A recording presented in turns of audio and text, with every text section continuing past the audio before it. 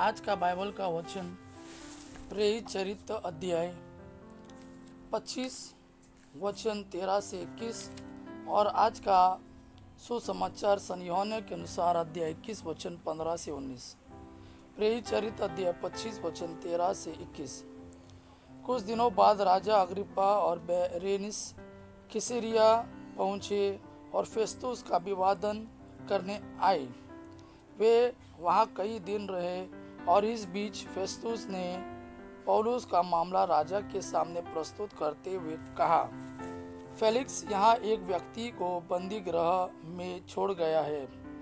जब मैं यरूशलेम में था तो महायाजकों तथा नेताओं ने उस पर अभियोग लगाया और अनुरोध किया कि उसे दंडाज्ञा दी जाए।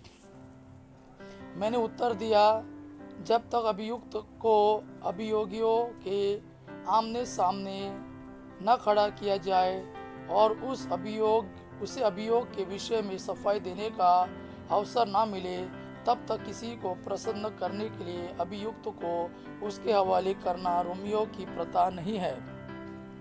इसलिए वे यहाँ आए और मैंने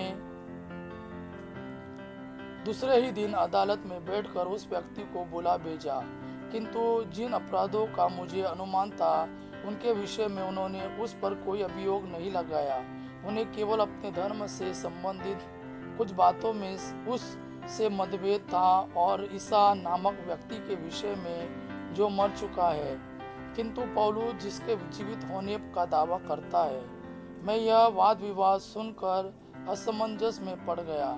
इसलिए मैंने पौलुस से पूछा कि क्या तुम यरूशलेम जाने को तैयार हो, जिससे वहां इन बातों के विषय में तुम्हारा न्याय किया जाए। किंतु पौलुस ने आवेदन किया कि सम्राट का फैसला हो जाने तक उसे बंदीगृह में रहने दिया जाए। इसलिए मैंने आदेश दिया कि जब तक मैं उसे कैसर के पास न भेजूं, तब तक वह बंदीगृह में रहे। आज का सुसमाचार सन यूहन्ना के अनुसार अध्याय 21 वचन 15 से 19। जलपान के बाद ईसा ने सिमोन पेतरुस से कहा, सिमोन यूहन्ना के पुत्र, क्या इनकी अपेक्षा तुम मुझे अधिक प्यार करते हो? उसने उन्हें उत्तर दिया, जी हाँ प्रभु, आप जानते हैं कि मैं आपको प्यार करता हूँ। उन्होंने पेतरुस से कहा, मेरे मेमने को चराओ। ईसा ने दूसरी बार उससे कहा, सिमोन यूहन्ना के पुत्र, क्या तुम मुझे प्यार करते हो? उसने उत्तर दिया, जी हाँ प्रभु, आप जानते हैं कि मैं आपको प्यार करता हूँ। उन्होंने पेतरुस से कहा, मेरी भेड़ों को चराओ। ईसा ने तीसरी बार उससे कहा, सिमोन यूहन्ना के पुत्र, क्या तुम मुझे प्यार करते हो? पेतरुस को इससे दुख हुआ कि उन्होंने तीसरी बार उससे यह पूछा, क्या तुम मुझे प्यार करते हो? और उसने ईसा से कहा, प्रभु, आपको तो सब कुछ मालूम है। आप जानते हैं कि आपको प्यार करता हूँ, कि मैं आपको प्यार करता हूँ। ईसा ने उससे कहा, मेरी भेड़ों को चराओ।